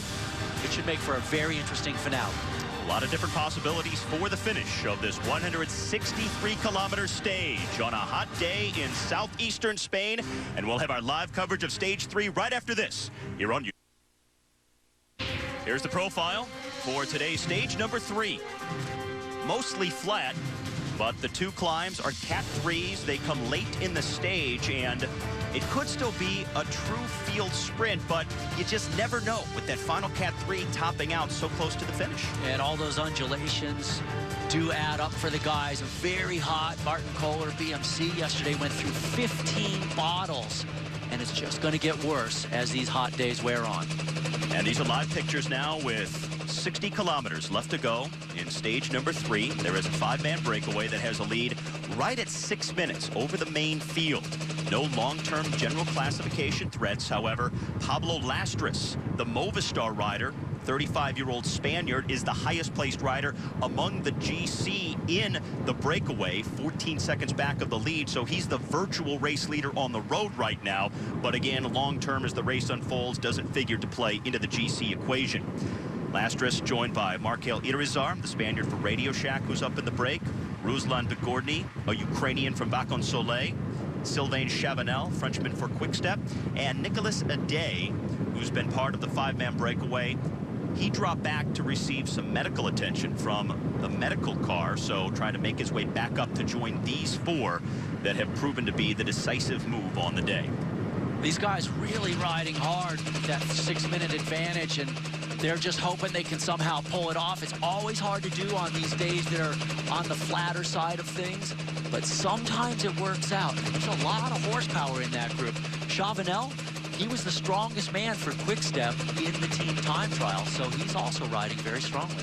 That break went away pretty quickly today, and the GC riders let it go.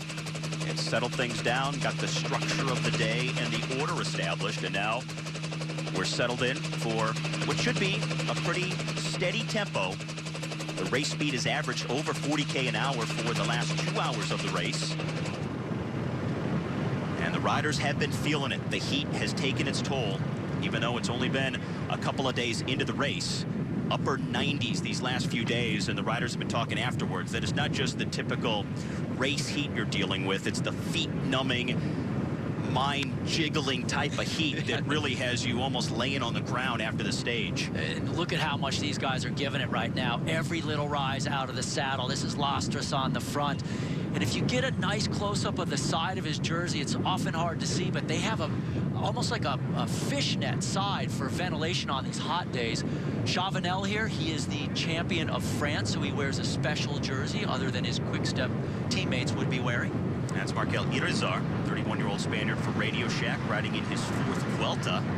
He just joined the Shack from Euskaltel 1 year ago. He moved over to ride with Lance Armstrong because they are both testicular cancer survivors. So that's one of the strong reasons that he moved to Radio Shack and left Euskaltel a year ago. There's so many reasons why guys will move from team to team. Looking for that right dynamic, having a personal connection with somebody. And so, you know, there's a real brotherhood out there on the road. And sometimes it's not even with guys on your own team because you've raced with these guys on other teams previously. Stretch out single file at the front of the peloton. Liquigas, Rabobank with a few riders up near the front, and Omega Pharmalato as well. Leopard Truck was controlling things earlier. Once again, they have the overall race leader, even though it is a different rider than what we saw on stage 2. Jakob Fuglsang, the young Dane, took the red jersey after the team time trial victory on stage 1. Yesterday, it passed to the shoulders of his teammate sprinter Daniella Benati, who wears it today, and he's likely not to keep it for very long because after today's relatively flat stage, we're into the big mountains already tomorrow with stage 4 up to Sierra Nevada. Yeah, you can never say never in a bike race, but it's pretty much a guarantee that the climb to Sierra Nevada will see a jersey change hands because it will not likely be Daniela Benati holding on. On the Cat 3 climb, the Alto del Berro. In front of big crowds once again, and check out some of the twisting turns, the narrow roads through this town. There's a big reason why guys like Wiggins are sitting at the front of the field. They do not want to get caught behind some sort of major mess in these tiny roads. It's definitely going to slow down the field when you got about 190-something guys coming through at the same time, caravan of cars. For the leaders, this is an advantage because they have some separation. They can still stand on the pedals and really keep things moving along. Back here in the field, it won't be the case as they come through, as Leopard Trek now has moved to the team of overall leader, Daniella Benati. And you see him there on the right-hand side of your screen. Just went out of frame, wearing the red jersey for the first time, after taking it from his teammate Jakob Fuglsang at the end of yesterday's stage. Benati, no stranger to wearing the overall. Done it multiple. He's a calm, cool Italian. He's new on this squad. He's got year already, but putting himself in that jersey yesterday, nice little carrot for him. Although he really wanted a stage win more than anything yesterday. Now he's won 4 Vuelta stages for his career, part of his 9 Grand Tour stage wins altogether. 30-year-old Italian who is a former lead-out man for Mario Cipollini. That's the way he started his career. That's how a lot of sprinters actually start their careers. They start out as lead-out men. They put the pressure on the actual hitter for their team, but they learn the craft and they hone their skills, and then they transition to be the man that someone else is leading out. Leopard Trek at the front, and Bradley Wiggins tucked in there as well, sitting third wheel for Team Sky. Now, Team Sky got a big win yesterday with Chris Sutton. His first ever Grand Tour stage win. Did it in front of his mother, who was at the race to watch him. As we move back, Pablo Lastras looking for a bottle. And along the way. It's a lot better than chucking that thing off in the weeds, that's for sure. Sky break sudden death of Team Soigneur. They wound. Decided that it just wasn't right to go on, so they, as a collective team, abandoned the Vuelta after that incident. Yeah, they were really hit hard. They thought long and hard about it, and there was just no way they could continue. Leopard Trek hit earlier this season with the death of Wouter Weyland, and yesterday Benati, when he pulled on the red jersey of overall leader here at the Vuelta, he dedicated that red jersey to Weyland's memory. But the temperature is still well north of 90 degrees.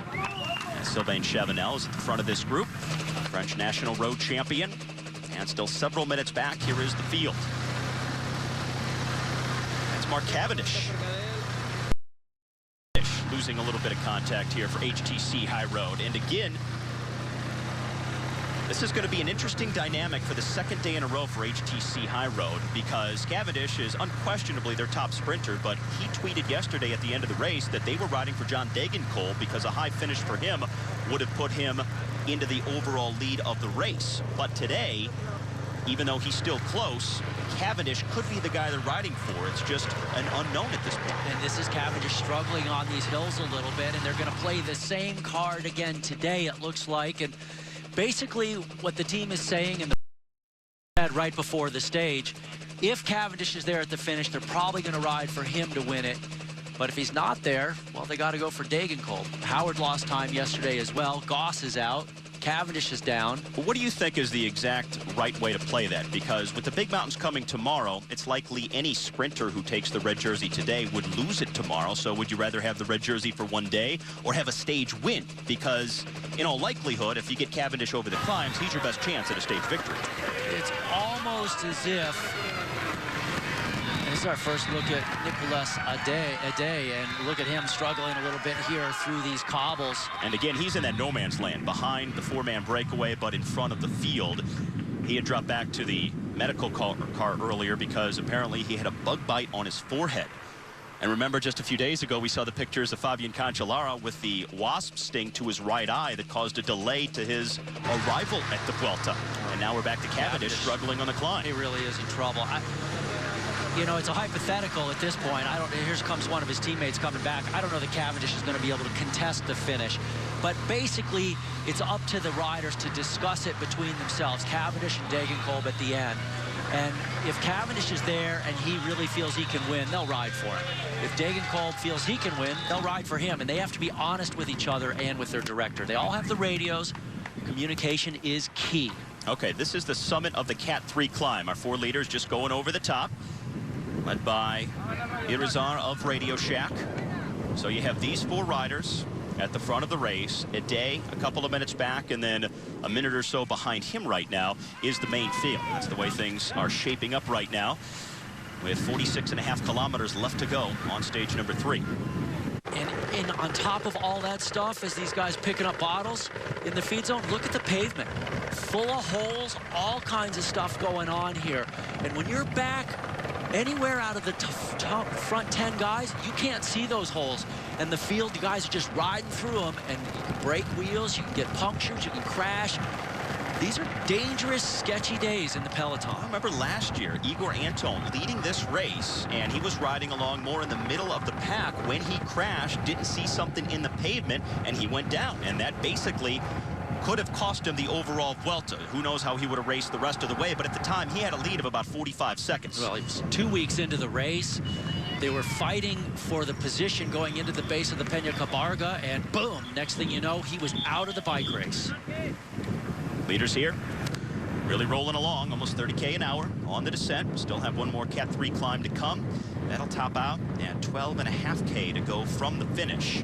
Now, in between, they will see the actual finish line itself one time before the finish of the race. That is at the second intermediate sprint that comes with 22 kilometers left to go on the stage. So they'll have about 13.5 miles after that on that final circuit. And in that will be the final Category 3 climb. But remember, the last 2 miles of that climb, nice and stiff, 8%, tops out 8 miles from the finish. So today is honestly looking more and more like the pure sprinters like Cavendish may not be able to contest this finish. It's pretty much on out there in the bike race.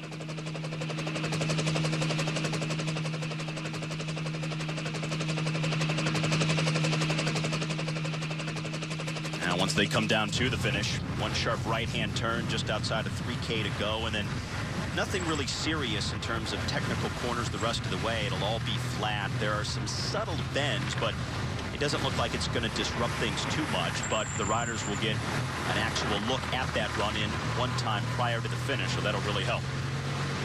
Like a Radio Shack rider going back for the car, and a descent like this is not really a place you want to be back there in the caravan unless you have to be back there for some reason.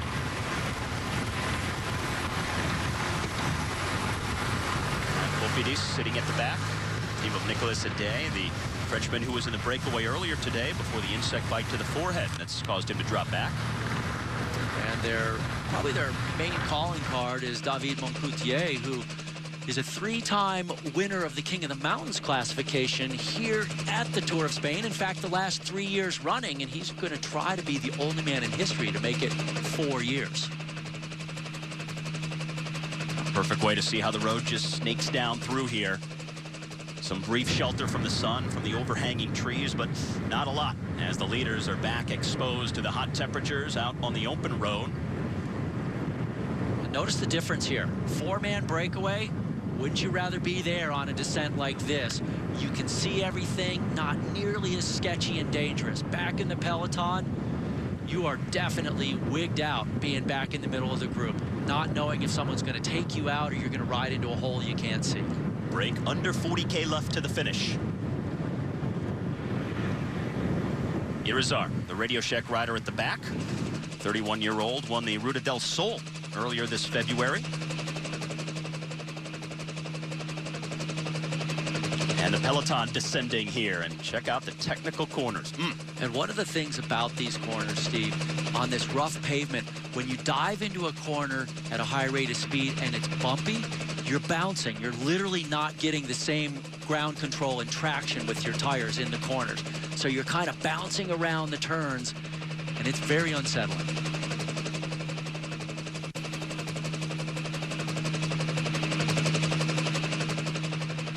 All single file, led by Leopard Trek.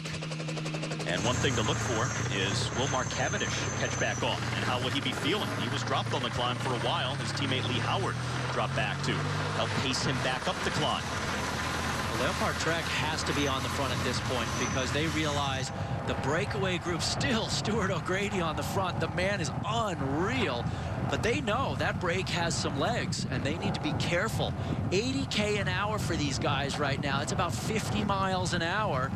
But they have the top 4 places on the general classification. If the break stays away, they lose all of that. And because of some bonus time that Sylvan Chavanelle has picked up at the first intermediate sprint, he is now the leader of the race on the road. So the virtual red jersey at the moment, because he came in just seconds back of Daniella Benati on the general classification, and still with the lead of several minutes right now. He's the leader on the road, but Leopard Trek doing their part to reel things back at over 70K an hour, dropping down somewhat on the descent. Once again, you can see just how bumpy it is and messy these roads are. These bikes with these little narrow tires, high pressure, they bounce around on descents like that. Latest gap at 4.5 minutes right now. Chavanelle coming into the day just 15 seconds behind Daniella Benati. Leopard Trek has it lined up at the front, and this is the view from the back.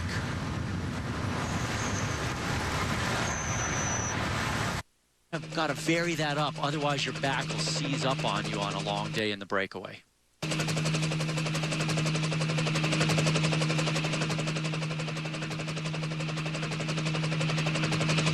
Interesting how many of the high-profile riders have come to the front of the peloton. We've seen Brett Wiggins up there. We've seen Tom Bonin. These guys have recognized just how tricky these roads are on the climbs, the descents, narrow, some holes, some unpaved sections that they've had to deal with. So they're trying to stay safe as well as near the front where things could less likely come apart.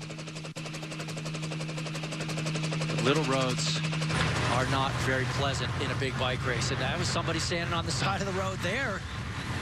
Looked like one of the riders off his bike. Look at him just flying through town.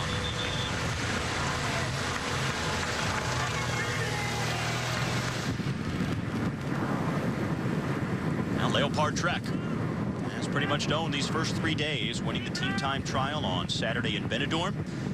Jakob Fuglsang, the young Dane, wore the red jersey for the first time, and now Daniella Benati taking it off his shoulders yesterday, and he wears it for stage 3. Benati actually tied on time with his teammate Fuglsang, who sits in second, Maxime Montfort, who sits in third, and Rohriger, the Austrian, who sits in fourth. So any one of those guys can carry the flag for the team at the finish today. This was while we were away. Watch the bottom right-hand corner of your screen. 2 riders getting tangled up and going down. Yuri Trofimov of Katusha and Garmin Cervelo's co-leader on the GC, Christophe Lemavelle. Lemavelle, who rode so well at the Giro this year, finished 15th. Comes in as one of their top GC men, but really hobbling around very gingerly after hitting the deck hard. Trofimov also there, and one more time, we'll take a look. It looked like Lemavelle was on the right of Trofimov, and he kind of moved into him for whatever reason. Yeah, it looked like Trofimov fell over. I didn't notice if he overlapped a wheel or not. This is back to the breakaway. Sylvan Chavanelle, the man looking for that jersey of the overall race leader if he can stay away here and get a win. Some teammates were dropping back to help out Lemavelle. Yeah, it was Sepp van Marke there, the Belgian that went back for Lemavelle. They do have Dan Martin as well for that squad as a co-leader. But still, really, Lemavelle got up very slow. He was holding his hip. And what's ironic is the fact that it looked like it happened on not a particularly dangerous part of the road. I mean, we've highlighted some much more dangerous parts on the climbs and descents we've seen today, and that seemed pretty open and exposed. Sometimes riders will let their guard down a little bit when it doesn't seem super dangerous, and then they get involved in crashes. Let's see if he is still off the back. Yeah, it looks like he's back in with a group of riders here, has some teammates around him. Yeah, he is off the back. Yeah, he's off the back of the main field. He does have other riders around him, but this apparently the third group on the road. So we have our four-man breakaway, we have the main field, and then we have this group that includes Cavendish. And this group is not looking nearly motivated enough to catch. Certainly not the way Leopard Trek is drilling the front of the field to bring back the break. So these guys are not going to be in it at the finish line. Look how many HTC. Pablo Lostras at the front of the group. Sylvan Chavanelle sitting second. Here is our third. There's 300 meters to go to the finish line. And this time through, it'll leave him with 22K left to go on the stage. Looks like Lostras and Pogorny maybe going to contest it. Maybe Chavanelle is as well. So all these guys want this intermediate sprint. Now this is for virtual leader on the road because of the bonus seconds that are available. Chavanelle got the bonus time last time through. He's going to also get the bonus time here. So the Kwikstep rider consolidates his position as the virtual leader of the race on the road right now. Let's look back. And the bonus time, 6, 4, and 2 seconds at the intermediate sprints. At the finish line themselves, it's 20, 12, and 8. As the clock counts towards the field, which will come through next. At last check, just about 4 minutes back of the 4 leaders. Leopard Trek riding hard.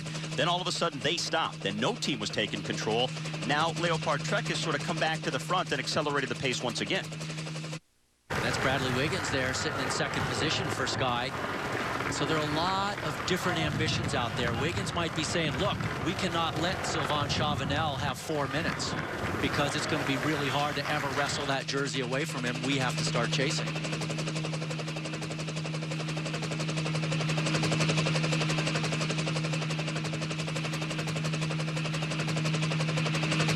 So they'll make their way out of Totana towards the Category 3 climb. That's 4.5K long. Final 3K at 8% though, so that could really change things. It's going to be interesting once these guys start going up it, seeing how the rate of speed may increase for some, decrease for others. Remember, Cavendish is part of a third group on the road with several HTC High Road teammates. They have been dropped. So we have 4 leaders, we have this main field we're looking at right here, and then that third group on the road. Now we're back to the front of the race. And that group with Cavendish also has Lee Howard. I have not noticed if Dagenkolb is in the field, but look at Lostras on the front here. Nice big pull, swing off, sit up. Notice the mesh of right on his side. That's that ventilation the Movistar guys have. Very nice on a hot day like this.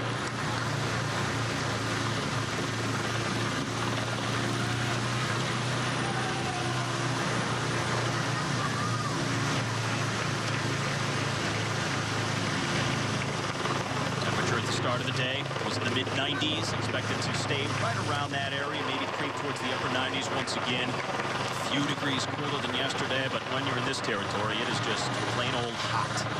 Yeah, you're talking 100 miles again today in this kind of heat. And this is one of those groups that's been dropped. This looks like the Cavendish group. We were just talking about them. How many guys are in this? There's Cavendish right there rolling through. A bunch of other sprinters in there as well as some of their handlers that just go back to take care of them, try and keep them motivated and tell them, hey, look, you still have other chances in this race. Let's get through today. It's definitely for real. And now the question is, what is this final hill going to do, not only to the breakaway, but to the peloton? But these guys have a massive advantage at this point. I just don't see there any way that the field can bring them back. And let's look back at number 143, Sylvan Chavanelle. In the 2010 Tour de France, he won 2 stages from breakaways, and on both occasions, he rode himself into the yellow jersey as the overall leader. He may be doing that again here today in the Vuelta. He's won 3 stages in the Tour for his career. Also riding in his 3rd ever Vuelta a Espana. French national road champion, riding at the front of the break right now with 3K left to go on the climb. And this is where it starts to get steep. The rest of the way, it averages 8%. He limped through, Chavanelle, that is, limped through the Tour de France after crashing early and wanted to quit, but he refused because he was the French national champion with the French flag all over his body. And so he soldiered on through. He got the fitness from that, puts himself in a great spot here. Now, these 4 riders certainly being helped by the fact that there's that third group on the road a group of some top sprinters that has been dropped. They've lost motivation. They're just trying to finish out the race at this point. Back here in the main field, they've gone for quite a while without any team really taking control, as Leopard Trek dropped off the pace and there was some disorganization for a while. Nobody wanted to really get things organized. Now finally Team Sky has come to the front. They're starting to work more. The gap is down under 3 minutes, but will the time that they wasted earlier, will that cost them? I think it's 2:25 is the current gap. And as to be expected, the gap is coming down on this final hill, but there's just not enough time for these guys to really bring them back all the way. 15K to go for the group.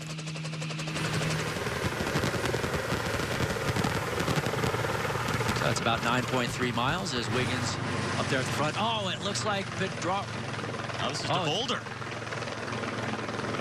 De Volder, that's a real shock because that man actually came in. His team, well, let me just say this.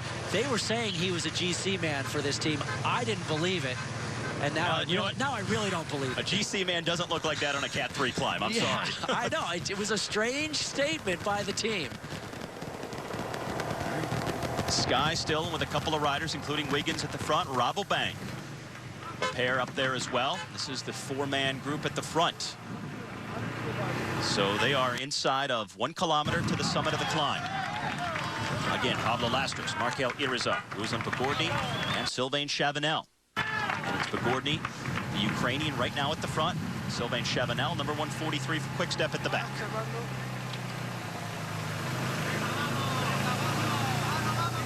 They did have Nicolas Adet, the Frenchman from Cofidis, with them earlier in the stage, but he dropped back for medical attention and eventually lost contact. He was picked up by the peloton quite a while ago. Oh, now Rabobank making a statement. Indeed they are. Brescia was 5th yesterday in that sprint. As Oscar Freire having a little bit of trouble, being a little bit sick, so certainly Brescia is a type of guy who could prevail from a smaller group today. But the problem is they're not going to be vying for the win. It'll be interesting to see, too, what their Dutch rider Steven Kruijsbeek can do. He's shown an ability to really climb over the course of the last few months. It was awesome to see him. I think he was probably the breakout rider of the Giro d'Italia in May. Just an incredible ride by him with some of the biggest hitters of the sport. And that is David de la Fuente, the Spaniard for Geox, just off the front. Well, he senses a moment here where the peloton not super motivated, so De La Fuente saying, you know what? There may be 4 guys up the road, but there's still 5th place for the asking, and I'm going to try and take it. So just under half a kilometer to go to the summit for our 4 leaders. De La Fuente getting a few seconds off the front of the field here for Geox. Remember, there's a 3rd group on the road well behind this peloton that includes the likes of Mark Cavendish and Taylor Finney. And there's probably all kinds of shrapnel out the back of the field in between. The guys have been dropped on this climb. Some will make it back up on the descent. Many will not. So De La Fuente in pursuit of our 4 leaders right now. The gap is down under 2 minutes. 4 leaders should be within sight of the summit.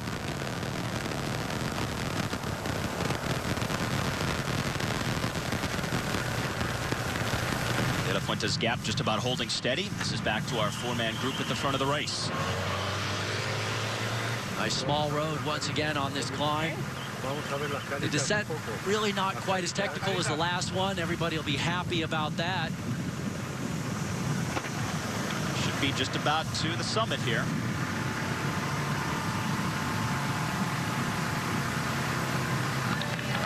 Summit's supposed to be at 12.4 kilometers. Sometimes the GPS that they're using is slightly off, so yeah, they're not definitely necessarily spot on, right? Oh, look at this. De La Fuente has been caught, so he really didn't go anywhere. De La Fuente is a guy who likes to attack, most aggressive in a stage of the Tour de France in his career. He's won the GP Miguel Indurain in the past, but he is going backwards now. Slowly sliding down the right-hand side of the road. It's a little more single file on the climb now. These are some of the riders, it looks like, who who are struggling. Daniella Benati in the red jersey, the overall race leader. Well, Benati knew that this was going to be a tough climb for him, but he still has Jakob Fuglsang sitting there for the general classification to back it up for him. They're now the third group on the road, so they've been dropped from the field. So things really splintering behind the peloton is what's happening at this point on this last climb.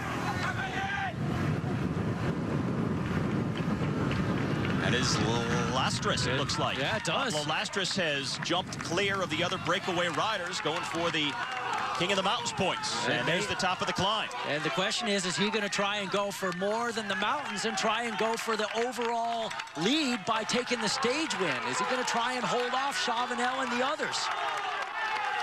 Now this is a huge push by Pablo Lastris, maybe using this as a springboard. He gets to the top, and let's see what he does now on the descent. Oh, he's definitely keeping going. Look at him. He's just grabbed the bottle, head down. It's time to party. Let's see if he can make it all the way to the line. A classic launch pad in just about the final 200 meters to the summit of that climb, and now here he goes. Looking to make that solo move for a stage win. Would be big for this man, but remember, he's won a lot of big races. He's won stages in all the Grand Tours, as well as the Tour of Switzerland. But it'd be certainly nice to get a stage win and the leader's jersey here today. And the way things are playing out, if you do the math, if Lastris stays away and he wins the stage, he would move into the red jersey as the race's overall leader. He came into the day only 14 seconds down in the overall classification. He's earned 8 seconds in time bonuses. There's Vincenzo Nibali on the right-hand side of your screen for Liquigas, staying near the front of the field. Notice right in front of him, Yanni Brajkovic in the Radio Shack colors. Brajkovic in a great spot. Wiggins off to the right side of the screen in white. Caught a glimpse of Menchov a few wheels backs for Giox as well.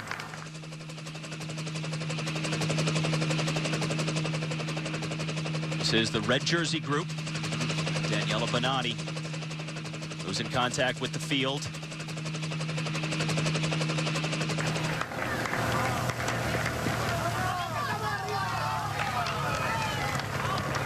Brajkovic, a Radio Shack rider, did such great work for Levi Leipheimer a week ago at the Tour of Utah to help him defend his title there.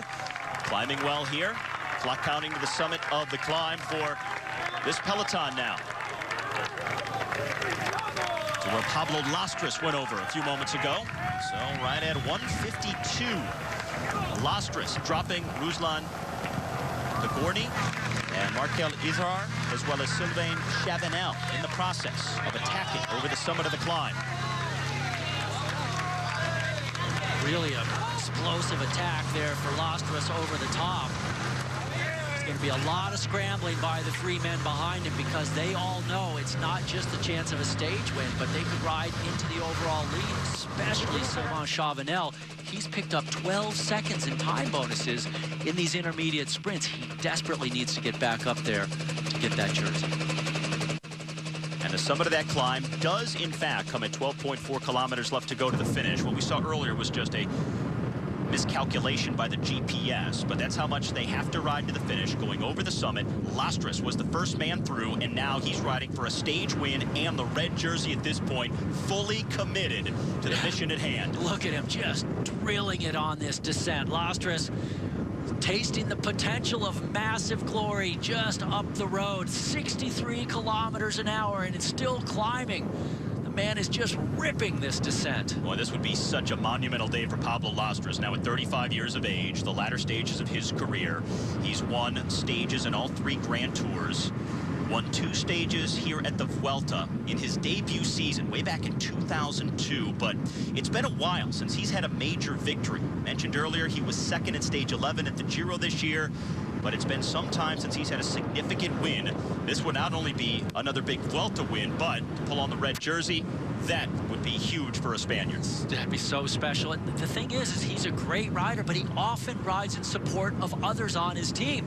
This type of day shows just what he's capable of when he's given that chance, and he's trying to make good, that's for sure. Here's the chase behind.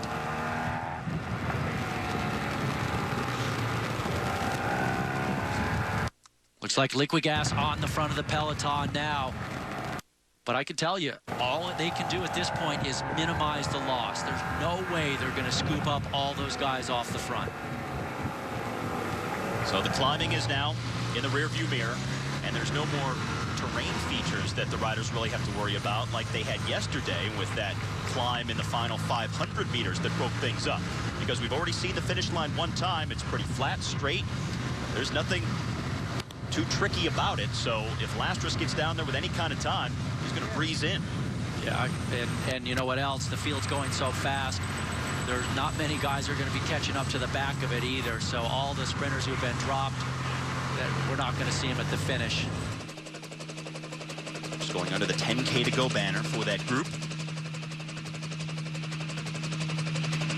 All right, so this is the remnants of the breakaway. The guys that Lastras dropped: Chavanelle, Irizar, and Pagordi. Started as a 5-man breakaway earlier today. They lost the Frenchman Nicolas Sade earlier. Lastras was with these three for a while, and then he attacked inside of 200 meters to the summit of that final climb, went over the summit by himself, saw the time gap a moment ago, and here is our leader on the stage right now. This will be an accurate time split that we'll get. We were getting just a moment ago that it was just over 25 seconds.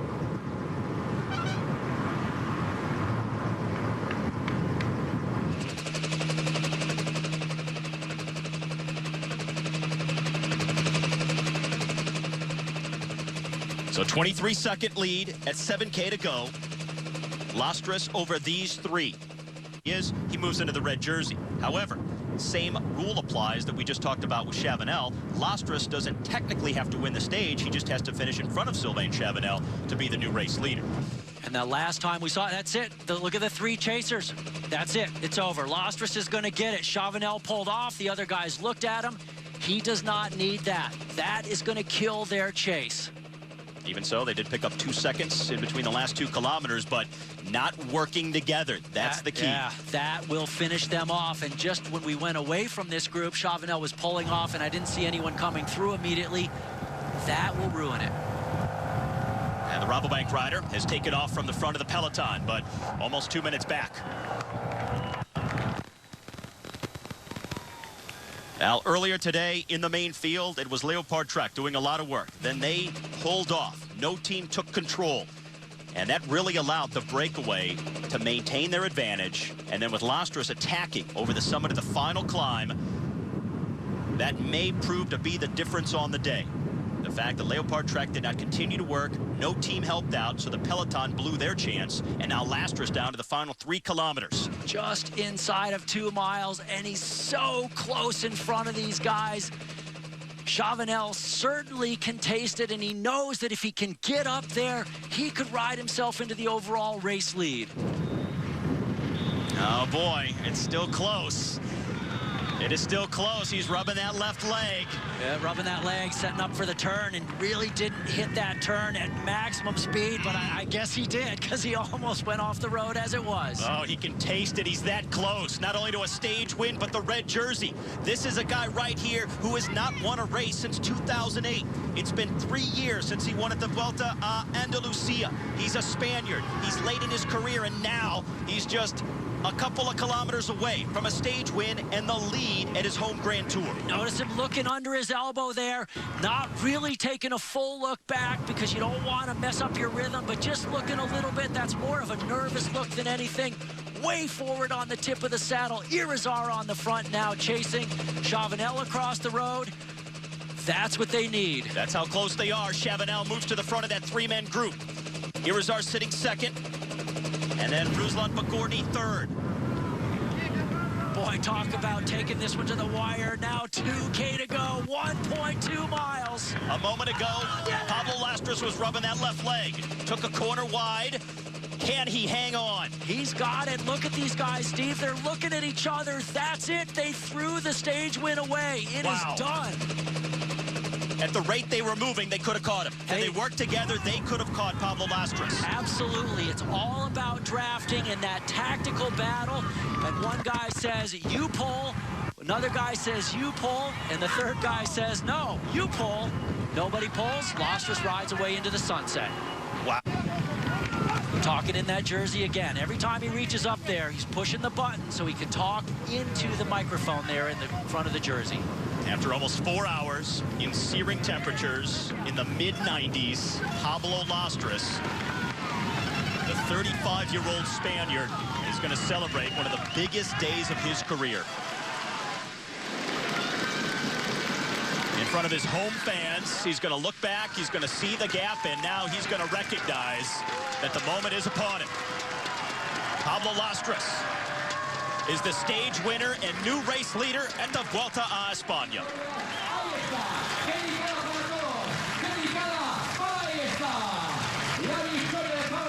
You think he was excited? Wow, what a great stage for him. Chavanelle easily looking like he's going to get second, and that's why the other guys wouldn't pull him up there. So Chavanelle will come over second. It's a 12-second time bonus. Irizar and Bagordi will round out the top 4 on the day. So Lastras will move into the overall lead. Chavanelle will move into second overall. And we're going to watch that clock tick for a while before the peloton comes through. A Leopard Trek that started the day with the top 4 places in the general classification. A big reshuffle, and they get pushed down. So 3 days, 3 different leaders of the Vuelta so far this year. And tomorrow, we may very well see another one. Actually, we may not, because Lastras is a pretty tough character. He's going to have a pretty good gap. He's going to have to watch Chavanelle heavily tomorrow. But the other pure climbers are going to be way behind him in the general classification. The field is tiny. It has really broken up on that last climb. There are not that many guys left in it. Already a minute and a half back. As they come across, well, things really broke up so much on that final climb. The likes of Cavendish, the red jersey of Daniella Benati. So many guys were dropped. Pablo Lastras wins the stage. He now holds the red jersey, and we're coming back with the post-race report presented by SRAM. Pablo Lastras attacking over the summit of the final climb of the day, holding off the chase and celebrating his 3rd career Vuelta stage victory.